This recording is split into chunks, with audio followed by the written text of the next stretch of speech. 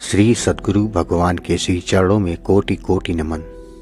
भाइयों बहनों, आज मैं आपको वृंदावन की रज के महत्व को बताने वाली कहानी लेकर आया हूँ, जिससे आपको पता चलेगा कि वृंदावन की मिट्टी कोई साधारण मिट्टी नहीं, बल्कि साक्षात किशोरी जी और ठाकुर जी नंगे पांव इस पर चलते हैं। यह वह रज है जो कि बहुत ही भाग्यशाली लोगों को नसीब होती है। इस कथा को जानने के लिए इस वीडियो को आखिर तक अवश्य देखिएगा। लेकिन उससे पहले जिन लोगों ने अच्युत प्रभात यूट्यूब चैनल को अभी तक सब्सक्राइब नहीं किया है, उनसे निवेदन है इस चैनल को सब्सक्राइब कर दें और बेल आइकन अवश्य दबा दें, जिससे नए वीडियो के नोटिफिकेशन समय समय पर आपको मिलते रहें। दो बहनें थीं, शोभा और कीर्ति। शोभा, जिसकी बड़ी बहन वृंदावन में रहती थी, उसका नाम था कीर्ति। एक दिन वह उससे मिलने के लिए वृंदावन गई। शोभा, जो कि काफी पैसे वाली औरत थी, लेकिन उसकी बहन कीर्ति, जो कि वृंदावन में रहती थी, ज्यादा पैसे वाली नहीं थी, लेकिन दिल की बहुत अच्छी थी, या ये कह सकते हैं कि दिल की बहुत अमीर थी। उसका पति मिट्टी के घड़े बनाने का काम करता था। शोभा काफी सालों बाद अपनी बहन को मिलकर बहुत खुश हुई, लेकिन उसमें थोड़ा सा अपने पैसे को लेकर घमंड भी था। वो कीर्ति के हर छोटी बात पर उसमें नुक्स निकाल देती, लेकिन कीर्ति जो थी उसको कुछ न कहती, बस यह कह देती कि जो बिहारी जी की इच्छा वही होगा। लेकिन शोभा हर बात में उसको नीचा दिखाने की कोशिश करती। कीर्ति ने अपनी तरफ से अपनी बहन की आवभगत में कोई कमी न छोड़ी। उसने अपनी बहन का पूरा ख्याल रखा। उसने उसको वृंदावन के सारे मंदिर के दर्शन कराए और उसकी महिमा के बारे में बताया। शोभा यह दर्शन करके खुश तो हुई, लेकिन उसने महिमा भी सुनी, पर उसका इन चीजों में इतना ध्यान नहीं था। उसको तो बस दर्शन किया और वो वापस आ गई। उसके वृंदावन में रहते हुए काफी दिन हो गए थे। एक दिन वह अपनी बहन से बोली, कीर्ति, अब बहुत दिन हो गए हैं तेरे घर को रहते हुए, अब मैं अपने घर जाना चाहती हूँ। तो कीर्ति थोड़ी सी उदास हो गई, बोली, बहन कुछ दिन और रुक जाओ। लेकिन शोभा बोली, नहीं नहीं, काफी दिन हो गए हैं मुझे घर भी तो जाना है। मेरे पति बच्चे अकेले हैं, उनको सास के सहारे छोड़कर आई हूँ। अब मैं फिर कभी आऊंगी। जब शोभा वापस जाने लगी तो कीर्ति, जो कि शोभा की बड़ी बहन थी, तो उसने अपनी छोटी बहन को उपहार स्वरूप मिट्टी का एक बर्तन दिया, जिसे कहते हैं घड़ा। घड़े को देखकर शोभा हैरान सी हो गई और मन में सोचने लगी, ये कोई उपहार है। लेकिन कीर्ति के बार बार आग्रह करने पर उसने अनमनी मन से घड़े को ले लिया। जब शोभा जाने लगी तो कीर्ति की आंखों में आंसू थे, लेकिन शोभा उससे नजरें चुराती हुई जल्दी ही वहां से चली गई। सारे रास्ते शोभा यही सोचती रही कि मैं घर जाकर अपनी सास और पति को क्या बताऊंगी कि मेरी बड़ी बहन ने मुझे घड़ा उपहार में दिया है। तो उसको इस बात का बड़ी लज्जा आ रही थी। तो उसने सोचा कि मैं घर जाकर झूठ बोल दूंगी कि घड़ा मैं खरीद कर लाई हूँ, मुझे तो मेरी बहन ने काफी कुछ दिया है। इसी तरह सोचते सोचते वो घर पहुंच गई और उसने घर जाकर घड़ा अपने रसोई के ऊपर रख दिया। उसको मन में बहुत ही गुस्सा आ रहा था कि मेरी बहन ने क्या इस लायक भी नहीं हमको समझा, छोटी बहन को कुछ पैसे उपहार दे सके, एक घड़ा पकड़ा दिया बस। अब उसको अपने घर आए काफी दिन हो गए, गर्मियों के दिन थे। तभी उसके गांव में पानी की किल्लत होने लगी। कुएं में, नदियों में पानी सूख गया। उसके गांव के लोग दूर दूर से पानी भरकर लाते थे। पैसा होने के बावजूद भी शोभा को पानी की बहुत दिक्कत हो रही थी। एक दिन शोभा बहुत दूर जाकर उनसे पानी भर रही थी।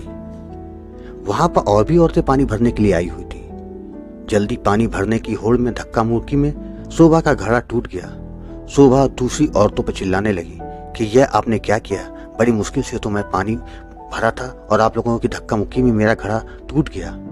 अब वह उदास मन से घर लौट आई। अब उसके पास कोई और दूसरा बर्तन भी नहीं था पानी भरने के लिए। तभी अचानक उसको अपनी बहन के दिए हुए घड़े की याद आई। तो उसने रसोई के ऊपर से घड़ा उतारा और फिर चल पड़ी बड़ी दूर पानी भरने के लिए। जब कुएं पहुंची, वहां पर भीड़ बहुत कम थी। वह घड़े में पानी भर कर लाई। तभी उसका पति खेतों से वापस आया। गर्मी अधिक होने के कारण वह गर्मी से बेहाल हो रहा था और आकर कहता है, शोभा, क्या घर में पानी है? क्या एक गिलास पानी मिलेगा? शोभा ने कहा, हाँ हाँ, क्यों नहीं मिलेगा, मैं पानी भर कर लाई हूँ। तभी उसने उस घड़े में से एक गिलास पानी निकाल कर अपने पति को दिया। पति ने जैसे ही पानी पिया वो एकदम उठ खड़ा हुआ और बोला, यह पानी तुम कहाँ से लाई हो? तो शोभा एकदम डर गई, शायद मुझसे कोई भूल हो गई क्या? तो उसने कहा, क्यों, क्या हुआ? तो उसने कहा, यह पानी नहीं, यह तो अमृत लग रहा है।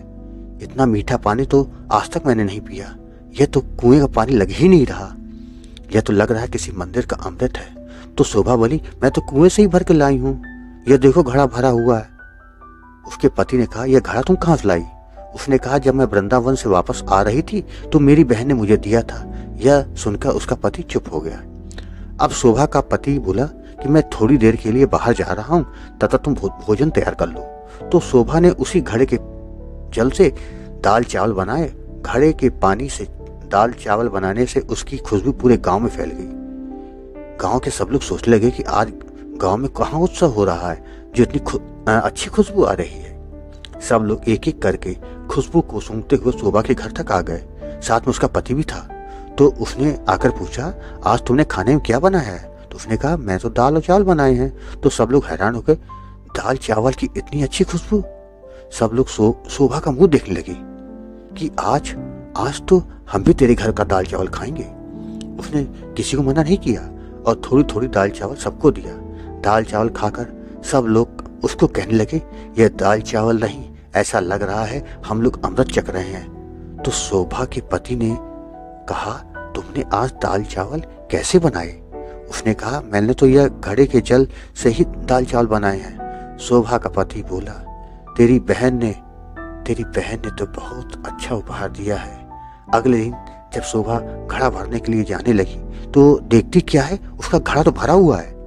उसका जल वैसे का वैसा जैसा वो कल भर कर लाई थी।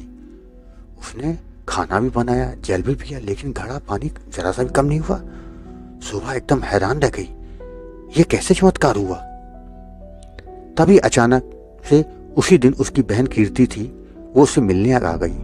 उसके घर आई तो शोभा अपनी बहन को देखकर बहुत खुश हुई। उसको गले मिली और उसको पानी पिलाया। तो उसने अपनी बहन को कह दिया, दीदी, यह जो तूने मुझे घड़ा दिया था यह तो बड़ा ही चमत्कारी घड़ा है। मैंने तो तुझ समझ कर रसोई के ऊपर रख दिया था, लेकिन कल से जब से मैं इसमें जल भरा है तब से पानी कम नहीं हो रहा।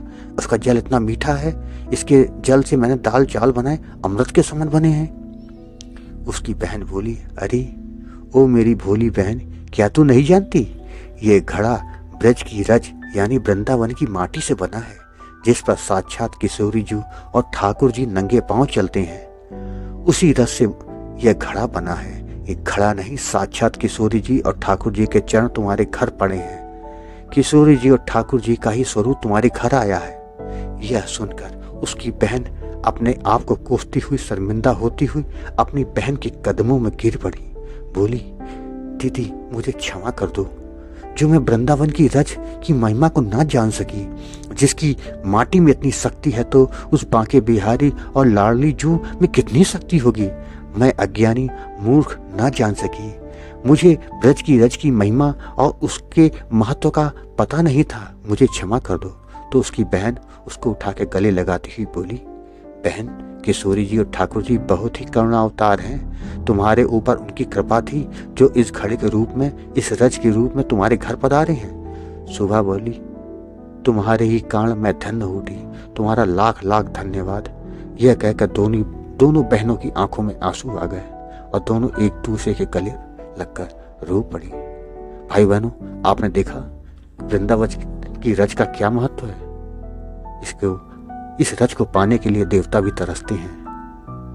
भाई बहनों, आपको ये कथा कैसी लगी कमेंट बॉक्स में जरूर बताइएगा।